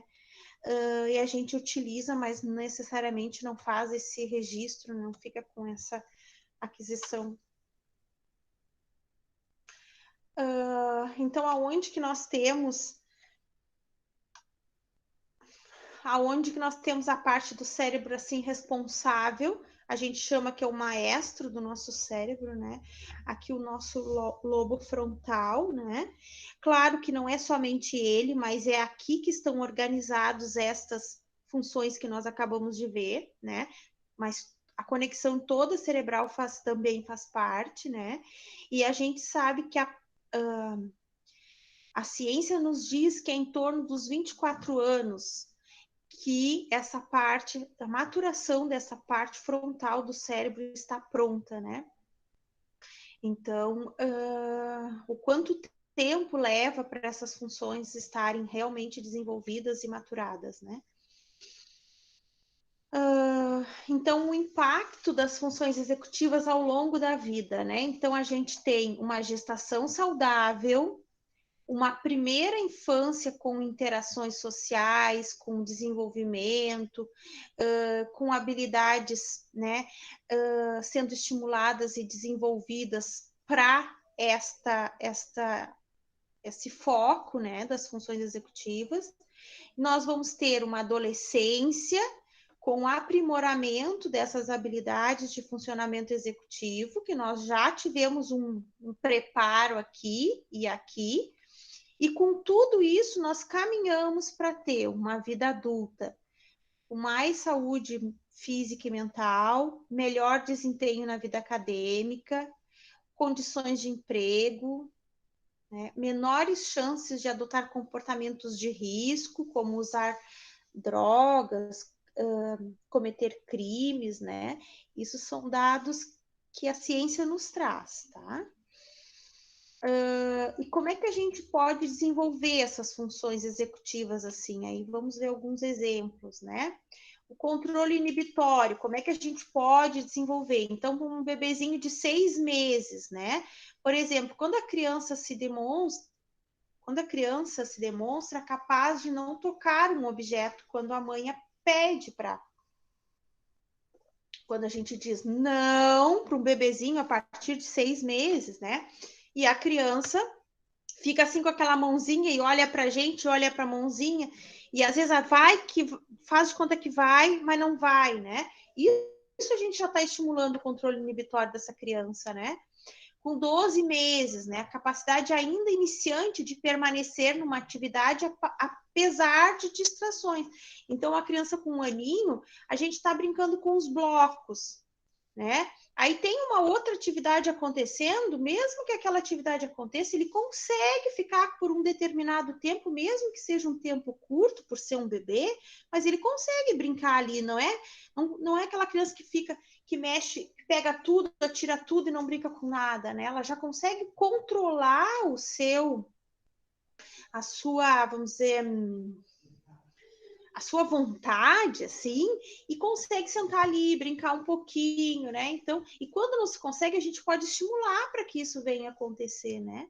De 4 a 5 anos, tem menos reatividade e maior capacidade de inibir comportamentos conforme os combinados. Aqui já entra aqueles combinados que a gente faz, né? Até tem aquele teste do marshmallow, que você já deve ter visto várias vezes, né? Que a criança fica, né, com marshmallow, e aí a pessoa diz para ela, se tu não comer quando eu voltar, tu vai ganhar outro marshmallow, né? Isso é um teste de controle inibitório, né? Então aquilo fica tão desesperado, assim, que parece que quando dizem não, aí dá mais vontade, né? Aos 7 anos, então melhoria do foco atencional, diminuição da influência dos distratores. Uma criança com 7 anos já consegue ter um controle inibitório bem maior, né? Já consegue ter mais, assim, foco naquilo que quer, já consegue inibir mais aquilo que vem a distrair, né? Memória de trabalho, né? Hein, Gabriele, só uma dúvida agora. Me parece, assim, pela minha percepção, que esse controle inibitório, no autista, ele é muito mais difícil de ser trabalhado, né? Sim, é que o autista, Tamires, a criança autista, ela tem, assim, não é regra, tá? Grande parte delas tem uma dificuldade nas funções executivas, tá? Tem um déficit de desenvolvimento de funções executivas. Então, o controle inibitório é uma das funções executivas que é bastante prejudicadas muitas vezes, né?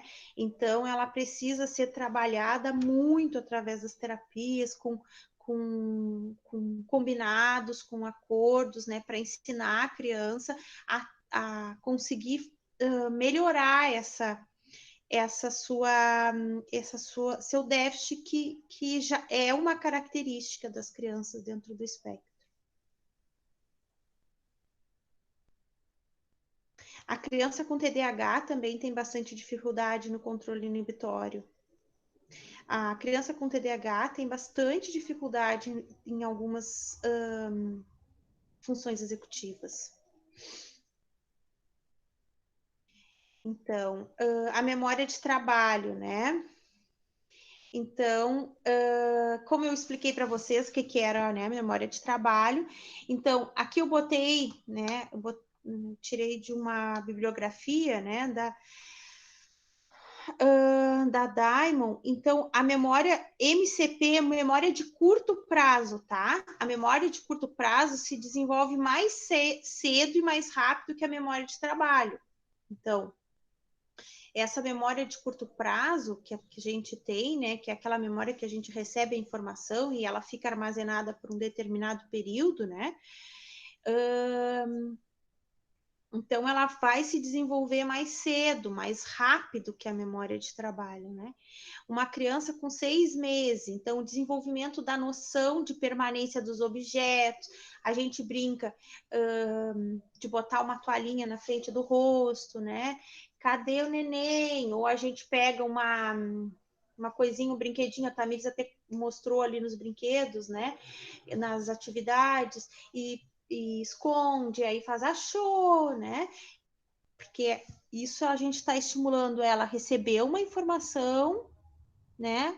Da bolinha, tá na minha mão, aí eu botei para trás, nas minhas costas, né? Recebeu a informação e por um curto prazo ela vai guardar que aquela bolinha tá atrás, nas minhas costas, estava na mão, né? Com 10 meses, então capacidade de realizar uma tarefa de 2 passos, por exemplo, eu vou dizer, pega a bolinha, dá para a mamãe, dá para o papai, né? Então eu dei 2 informações, né? Pega e dá a bolinha para o papai.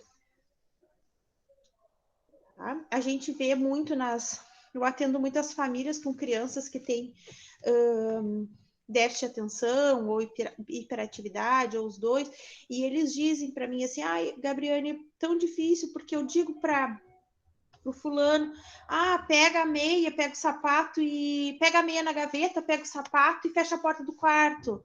Ele chega para mim só com a meia, né? Então, porque a memória de trabalho tem bastante prejuízo, né? Porque tem déficit aí na memória de trabalho, não consegue receber várias informações, né? Aí tem que fazer aquelas adaptações, usar uns checklists para que a pessoa possa sempre poder organizar a sua própria mochila, não ser a mãe a organizar sempre, mas aí tem um checklist para ir checando ali o que vai fazer, para não esquecer de nada, né? Mas a memória de trabalho é o que está prejudicado numa criança assim, né?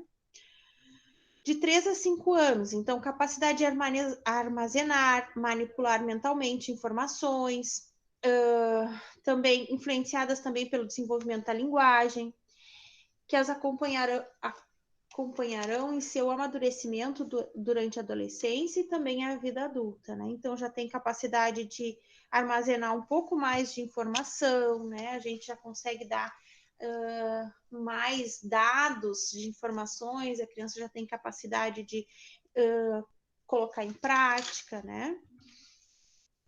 A flexibilidade cognitiva, então, com 2 anos e meio, mais ou menos, apesar da função executiva depender do controle, a flexibilidade cognitiva depender do controle inibitório da memória de trabalho, para se desenvolver, já é possível ver o início da capacidade de mudar a resposta de acordo com o estímulo. Então, brincar de guardar os objetos por uma determinada categoria, depois inverter. Então, a flexibilidade cognitiva é uma outra função executiva que a criança que está no espectro autista tem dificuldade, né? Eles têm rigidez, né? Cognitiva.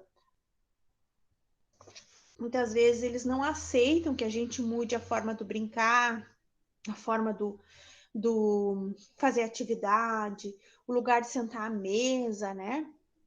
Então, lá, em torno de 2 anos, a gente já começa a conseguir fazer uma inversão. Se a gente fazia sempre de um jeito, começa a fazer de outro, fazia a primeira vez uma coisa, pode fazer a primeira vez a outra, eles começam a aceitar, e isso já é começar a trabalhar uma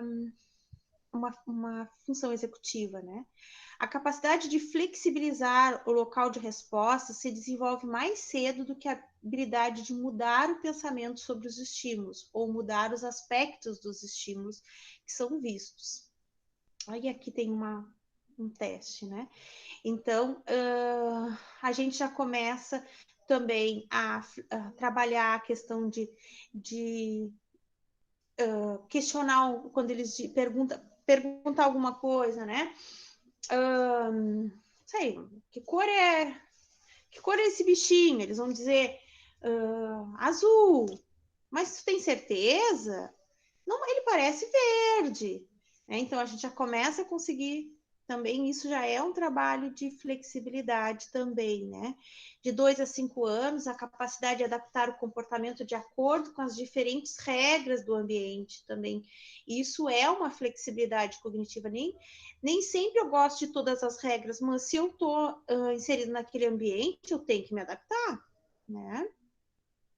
E de 10 a 12 anos, a gente já tem um amadurecimento bem maior da flexibilidade cognitiva, né? Então, quais as dificuldades comuns podemos observar em crianças com desenvolvimento típico que apresentam alteração nas funções executivas, né? Então, memória de trabalho. Quem tem dificuldade na memória de trabalho pode ter dificuldade de leitura, ser uma criança muito esquecida, ter dificuldade de manter um argumento numa discussão, né? A gente pergunta, argumenta, questiona uma resposta e a gente diz para a criança, mas por que tu acha isso? Não sei, né? Então, aí aqui eu fiz o contraponto, né? Colocando quando tem uma boa memória, entende o que foi lido, aplica informações aprendidas anteriormente, então, aquilo que aprendeu em outras realidades, em outros contextos, quando necessário, lança a mão, né? Consegue se focar numa tarefa, organiza os pensamentos, consegue seguir instruções. O controle inibitório. Então, quem tem dificuldade no controle inibitório são crianças mais impulsivas, tem dificuldade de esperar a sua vez de falar, interrompe as pessoas, né? As pessoas estão falando, vem atropelando tudo, né? Tem uma dificuldade de completar as atividades, então aquela pessoa que começa muitas atividades e depois não termina. Aí a gente vai ver futuramente aquele adulto que nunca dá certo em nada, não dá certo num trabalho, começa a trabalhar numa loja, no escritório, num banco, nunca dá certo, nunca. Ou começa a fazer um monte de coisa e não termina nada, né? Apresenta dificuldades na leitura. Antes de ler, ele adivinha. Então, por exemplo, lê a primeira letra que dizia barco, ele leu bala, né? São crianças inquietas, briguentas. A flexibilidade cognitiva. Então, crianças com dificuldade na flexibilidade cognitiva, elas podem não aceitar mudanças de regras, ter dificuldade para considerar outras possibilidades para resolver os problemas, achar difícil começar uma nova tarefa que precisa de raciocínio, de pensamento, né? Não conseguir resolver com facilidade os problemas do dia a dia. Então, é a história da janta que eu contei para vocês. Se a gente não tem uma boa flexibilidade, a gente se desespera, né?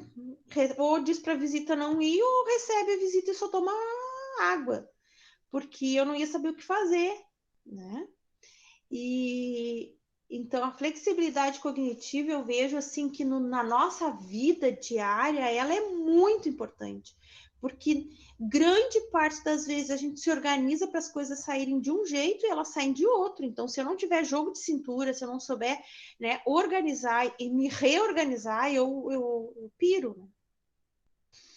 Organização e planejamento. Então, crianças também que têm dificuldade na organização e no planejamento são crianças com dificuldades frequentemente, que não conseguem priorizar passos importantes, perdem datas de entrega, não conseguem terminar atividades a tempo, tem seus materiais tudo bagunçado, cadernos e livros são desleixados. E eu acho que na minha parte, deixa eu voltar para aí para a gente se enxergar.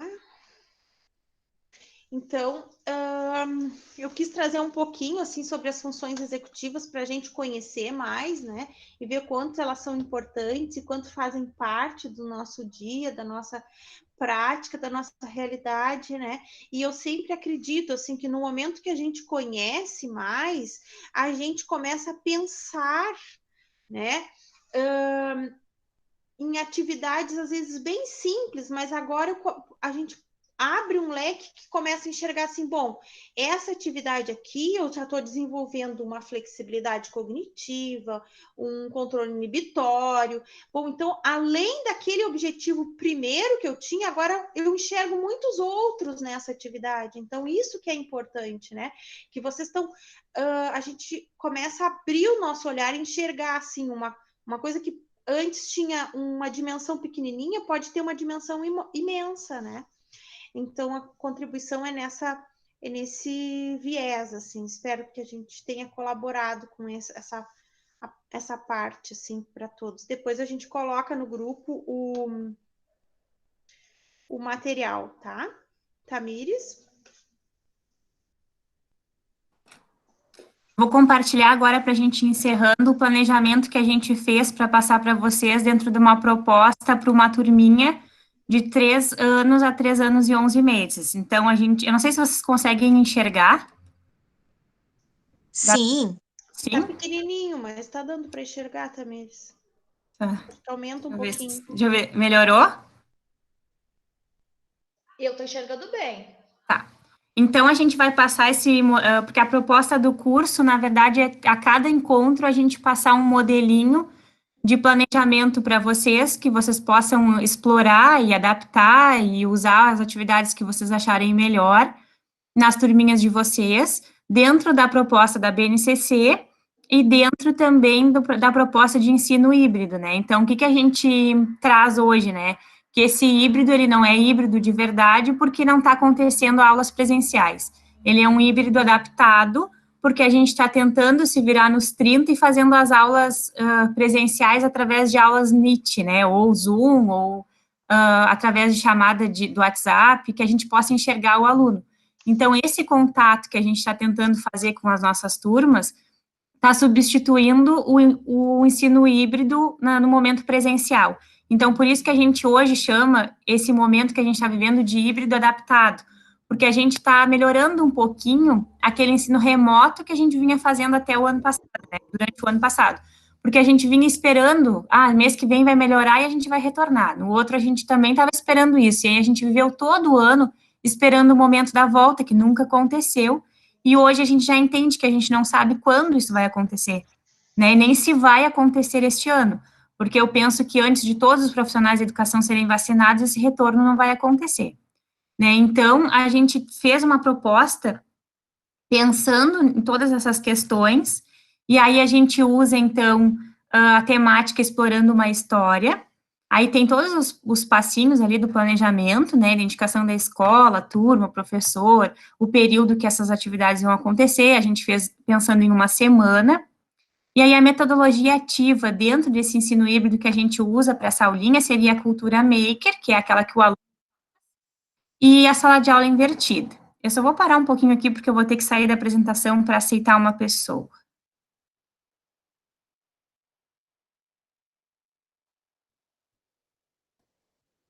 E aí, então, né, a gente sempre contempla dentro do planejamento da educação infantil todos os direitos de aprendizagem, porque através desse brincar, desse experimentar, ela está desenvolvendo todos os direitos de aprendizagem que a BNCC prevê. E aí, os campos de experiência, né, da mesma forma. E aí, a gente traz aqui, então, os objetos de aprendizagem e desenvolvimento que a gente quer, de acordo com a BNCC, durante essa semana. E aí, eu vou falar rapidamente sobre, assim, como é que a gente pensou na metodologia. Então, a gente vai explorar a historinha do Grúfalo, que eu vou passar para vocês em PDF, também eu tenho essa historinha que vocês podem estar contando, podem estar fazendo uma aulinha Meet, podem estar enviando para as famílias para ler a história, não sei se vocês já conhecem, acredito que sim, é uma história bem conhecida. E aí ela traz a história do ratinho, né, que ele é muito esperto, e para se livrar dos outros, ele vai contando histórias, e eu até vou contar para vocês a história que eu tenho em PDF que posso passar. E aí, pensando então nessa sala de aula invertida, que tem que ter o antes, o durante e o depois, a gente pensou em fazer o primeiro dia, esse antes do momento síncrono, que aí é explorar essa presença do ratinho. Então, falar com eles que a gente vai conhecer uma historinha de um ratinho, e que para isso eles têm que descobrir que animal é um rato, pesquisar uma imagem de rato na internet, ou quem já viu um rato de verdade, geralmente eles já devem ter visto, né, principalmente os do interior. como é que é esse ratinho, né? O que os ratos fazem, o que eles comem, eles são perigosos, trazem algum risco para a nossa saúde, tudo isso fazer antes do momento síncrono, né? Antes da aula no Meet. E aí propor para as famílias a atividade de contação dessa história do Grúfalo, né? Que a gente manda em PDF, ou também, se o professor preferir, ele mesmo fazer essa contação, gravar um vídeo, mostrar o livro, né? Ele pode ter essas opções. E aí fazer algumas atividades. Aqui tem a primeira atividade, né, sobre a história. Essas são as sequências da primeira cena da história do Grúfalo, né? Então, tem o Grúfalo com a raposa, depois o Grúfalo com a ave, e depois com a cobra. Então, mostrar essas imagens para a criança, e aí pedir que eles escolham uma dessas cenas e brincar de podcast. O podcast, na verdade, é a gravação do áudio, né? Então, eles vão gravar um áudio, fazendo de conta que é uma personagem da cena, e escolhendo alguém da família para ser o outro personagem, e aí recriando essas falas que aconteceu durante a história. Porque aí nessa atividade a gente trabalha a oralidade, a interpretação da história, porque eles não precisam falar exatamente as falas que aconteceu na história. Eles podem fazer a fala deles de acordo com o sentido que eles entenderam. E aí uma segunda atividade seria fazer um joguinho da memória com os personagens da história. Daí já tem um modelinho aqui, se alguém quiser usar. A gente fez toda essa sequência baseada na história do Grúfalo. E aí a terceira atividade, então, deste dia, seria contar para a professora e seus coleguinhas, através de um vídeo, qual dos personagens da história mais gostaste. Claro que a gente sempre... Tamires, Oi. não tá passando, não sei se é para mim, mas não tá passando as folhas. Não? Não. É, para mim também não. Eu até achei que era o meu telefone que estava com algum problema. Agora sim. Estava só na primeira. Tá. Agora sim. Tá. Então, aqui eu passei...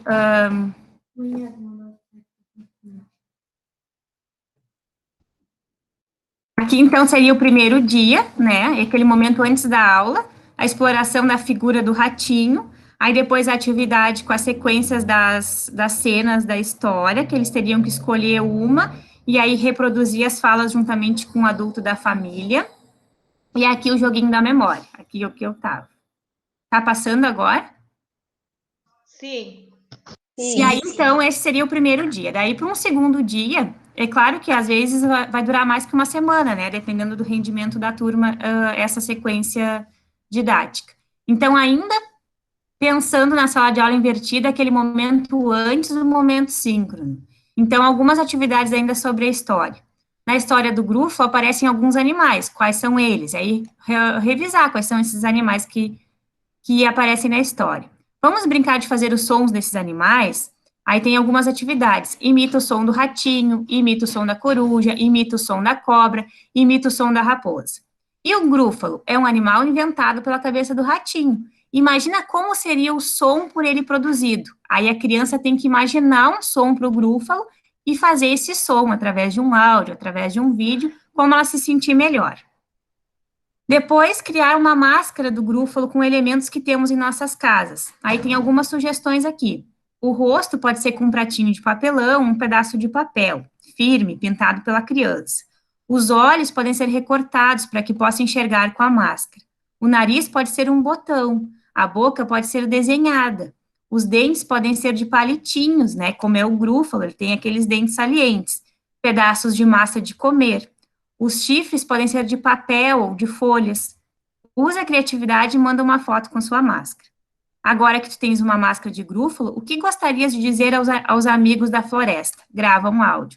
Então, são todas atividades, assim, que a gente não usa mais aquela cultura, né, da folhinha, da impressão, favorece as famílias que não têm também como imprimir as folhinhas para pintar e estimula outros campos da imaginação e outras habilidades que a criança vai estar explorando o próprio meio que ela tem em casa. E aí também, nesse dia, teria um desafio para a família, brincando de mímicas. Convida a tua família para um jogo de mímicas. Cada um deve escolher um animal, imitá-lo, e os outros devem descobrir qual animal é. Os animais podem ser da história ou qualquer outro animal. E aí, então, no terceiro dia, a gente faria uma aula no Meet, por exemplo, né? Durante o momento síncrono, o que a gente poderia fazer? Retomar a história do Grúfalo, pode ser através de um vídeo, que tem na internet os videozinhos prontos, pode ser através das imagens do livro, pode ser pedindo para que um aluno conte essa historinha do jeito que ele entendeu, quais são os personagens, explorando essa história, para ver se eles realmente leram, se eles entenderam. E aí deixar eles falarem, porque é muito importante nesses momentos síncronos que o aluno fale, que ele consiga se sentir importante, que ele consiga dar a opinião dele. Claro, uns não vão falar, são muito tímidos, né? Pensando já naqueles alunos lá do pré-A, do pré-B, pode que eles queiram falar mais, né? Sempre tem um que gosta de contar alguma novidade, de dizer o que está fazendo. Então, é muito importante deixar eles falarem nesses momentos, porque eles estão precisando disso também. E aí, nessa aula do Meet, aqui teria uma proposta de encontrar elementos com cores em minha casa, que seria aquela atividade do elefante colorido. Peça aos seus alunos que encontrem um objeto em suas casas com a cor amarela, branca, verde, preta, verde, enfim, tem 2 verdes ali, repetiu. E aí, pedindo que eles encontrem esses objetos para ver se eles estão identificando a cor e também que eles possam estar mostrando esses objetos que eles têm nas próprias casas. E aí, conversar com as crianças sobre uma qualidade muito importante do personagem Ratinho, que era a inteligência que ele tinha durante as situações que ele estava vivendo. Então, toda vez que ele estava em perigo, para quem conhece a história sabe, ele inventava uma história do Grúfalo, que o Grúfalo era um animal muito forte, que era muito amigo dele, e aí os animais, né, ficavam com medo e deixavam o Ratinho em paz. Então, ele tinha essa inteligência. Então, trabalhar um pouquinho esse lado também, nessa inteligência do personagem com as crianças, através de uma conversa. No próximo dia, então, que seria o momento da sala de aula invertida, após o momento síncrono, tem algumas sugestões de atividades. Os animais da história do Grúfalo passeiam alegres por um caminho na floresta. Esse caminho é muito especial. E aí a proposta, vamos fazer um trajeto que os animais fazem todos os dias, passando por um fio entre as massinhas coladas nesse caminho. Daí a família pode proporcionar, né, a colagem dessas massinhas, um fiozinho, um cadarço, que a criança possa estar fazendo esse caminho, que seria o caminho lá que os animais da floresta também fazem. Outra brincadeira é a brincadeirinha, né, da caixa. Faz um furinho na caixa, coloca um objeto, uma bolinha, para que a criança consiga acertar ali dentro, conforme mostra essa imagem aqui. Outra atividade, em um pratinho com farinha ou açúcar, incentive a criança a desenhar alguns elementos que aparecem na história, tais como os personagens, árvores, caminhos, e aí a criança pode tirar foto dessas produções e postar no grupo ou mandar para a professora. Outra atividade seria explorando a natureza. Encontre no pátio da sua casa, ou em algum campo, ou lugar que tu possas ir, algumas pedrinhas e folhas de árvores ou plantas que chamarem a tua atenção. E aí, a partir desses objetos que eles vão colher na natureza, fazer uma atividade matemática aqui de raciocínio, né? Conta oralmente quantas folhas tu encontraste. Conta oralmente quantas pedrinhas tu encontraste. Conta oralmente quantas folhas e pedrinhas tu encontraste ao total. O que tu encontraste em maior quantidade, folhas ou pedrinhas? Grava um vídeo ou tira foto mostrando essa aventura. Então, de uma forma bem simples, assim, explorando a natureza, o ambiente. Quem não tem pedrinha, quem não tem folhinha, pode ser colherzinha, palitinho, alguma coisa que eles tenham em casa, a gente pode estar explorando também esse raciocínio matemático.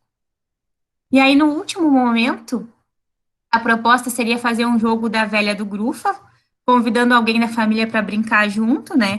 Então, aqui tem, em vez de X e bolinha, tem as pegadas do Ratinho e do Grúfalo, para que a criança possa escolher se ela quer ser o Grúfalo ou quer ser o Ratinho, e aí está estimulando essa atividade que é bem antiga, mas que desenvolve muito raciocínio.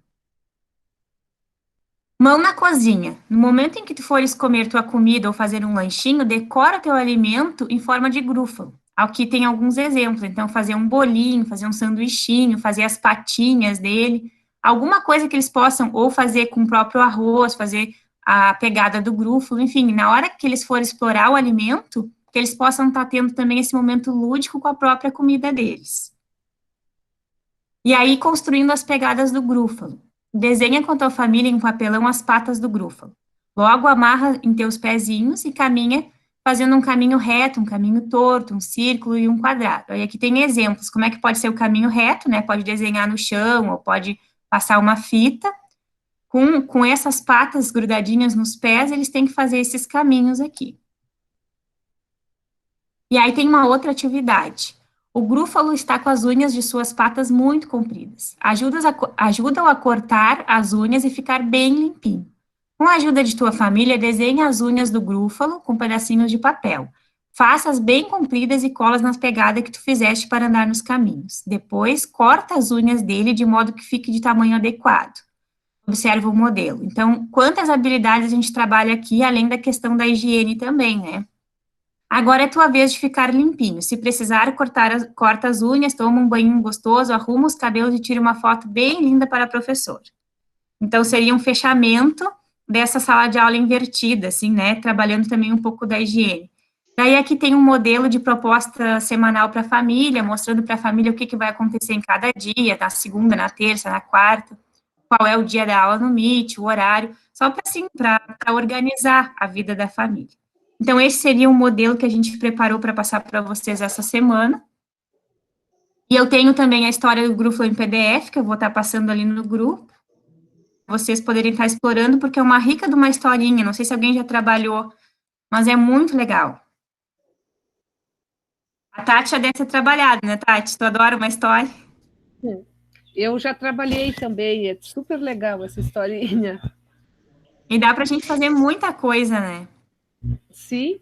Mexe muito bastante legal. com a imaginação. Então, o planejamento seria isso, Gabriela. Mais alguma coisa, Tamires? Deixar para as gurias falarem, tirar alguma dúvida. Eu já coloquei ali no bate-papo a lista de presença. Não sei se vocês já viram, já está ali, para vocês poderem estar assinando. Alguma sugestão de atividades que vocês queiram para o próximo encontro?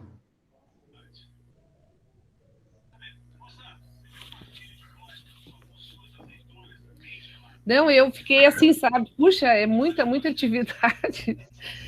Aí eu fiquei lembrando, assim, eu trabalho com maternal 2, né, gurias? Aí eu procuro, assim, mandar bem simples, assim, e as famílias não dão muito retorno. Aí eu fiquei pensando, né, assim, que vocês proporam bastante coisa, é muito legal, assim, né? Aí, só para comentar, assim, não, tá super legal, assim, dá para encher bem, né? Uma semana, um projeto, né? Ficou muito. E a gente vai colocar também junto, gurias, o material complementar que a gente sempre acrescenta, né? Então, é mais um subsídio, assim, porque, claro, né, Janete, a gente sabe que cada realidade traz traz as suas diferenças, né? Então, de repente, para a tua realidade, tu vai conseguir fazer 3, 4 atividades de um planejamento desses. Já na realidade da Tati, ela consegue fazer 2, 3 dias, em outra vai dar para fazer só um. Então, a gente sabe que isso não é uma coisa assim que a gente vai conseguir em todas as realidades, né? Desenvolver desta forma, mas o objetivo é que a gente possa oferecer e vocês dentro desse material todo, né, consigam tirar aquilo que vai se adaptar para a realidade, porque a gente também tem que entender que não adianta a gente, por exemplo, pedir para fazer umas unhazinhas e eles cortarem se eles não têm um papel para cortar, né? Então, muitas opções para adaptar conforme a sua realidade. Aí cada um vai ver daquilo que se traz, né? E como tu disse, né, Janete, eu acho que é tanta coisa que dá para tirar nem que seja uma coisinha assim para cada realidade. A gente está procurando assim, se esforçando para trazer bastante coisa, bastante material. A gente está tentando fazer esses links assim para auxiliar mesmo, né? E me parece, assim, pela experiência que eu tenho, como é difícil o retorno, né, na educação infantil. Não sei a realidade de vocês, mas parece que é tão difícil, assim, né, as famílias... Tem realidades que eu sei que as famílias retornam bastante, mas na maioria, parece que vai ficando, né, vai deixando para fazer no fim de semana, vai deixando para fazer e às vezes acaba não fazendo, assim, aquelas propostas. E aí eu penso muito no pessoal das creches. Imagina, assim, né, a família... O professor, ele se doa ali para fazer aquelas atividades, por exemplo, para os bem pequenininhos, né, de estimulação precoce. E aí, será que as famílias estão fazendo? Né, eu me pergunto muito, assim. Porque a gente sabe que a realidade é muito difícil, né? É verdade, gurias, assim, aí a gente tá, no caso, assim, vai, fiquei encantada, né, até como vocês falaram, é um leque de muitas opções, assim, de trabalhar, e talvez não nesse ano, por exemplo, se não deu para trabalhar esse ano, guarda para o ano que vem, para uma outra turma, né, muita ideia legal, sim. Mas é assim, ó, no começo do ano a gente teve uns retornos bem legais, assim, agora já começou a dar uma caída.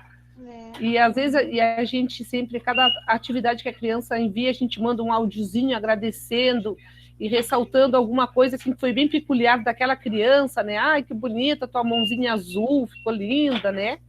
Então a gente sempre procura assim, elogiar bastante para dar um incentivo para a criança fazer e tal. E a gente elogia também a mãe, muito obrigada, mãe, né? Pela fotinho que tu enviou. Mas é assim, né, gurias? É um desafio para nós. Mas ainda bem assim, que a escola não nos cobra muito, sabe? A escola vai entendendo que as famílias não estudaram que nem a gente, né, gurias? Não tem a nossa preparação, né? Era isso. Sim, sim. Mais Obrigada alguma colocação? pela partilha. Alguma partilha, alguma coisa que vocês acham relevante?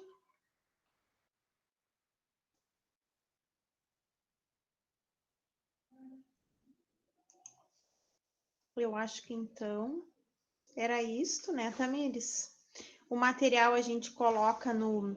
Não esqueçam de preencher a chamada, pessoal, por favor, tá? Nós estamos com uma questão no outro grupo que se encerrou, porque colegas, assim, esqueceram de preencher a chamada aí em alguns dias, e agora a gente está correndo para organizar tudo direitinho, para que as presenças sejam todas fechadas, até por isso que a gente está demorando mais para fechar os certificados dos outros grupos, e vocês sabem que é um quebra-cabeça, assim, a gente tem que ser muito justa com todos, assim, muito correta nessa questão toda.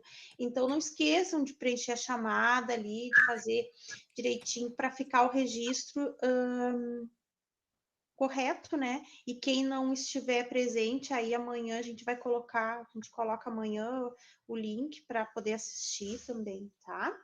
Então, uma boa noite para todos, o Copson tá aí, né? Eu enxerguei ele. Para todos, fiquem bem.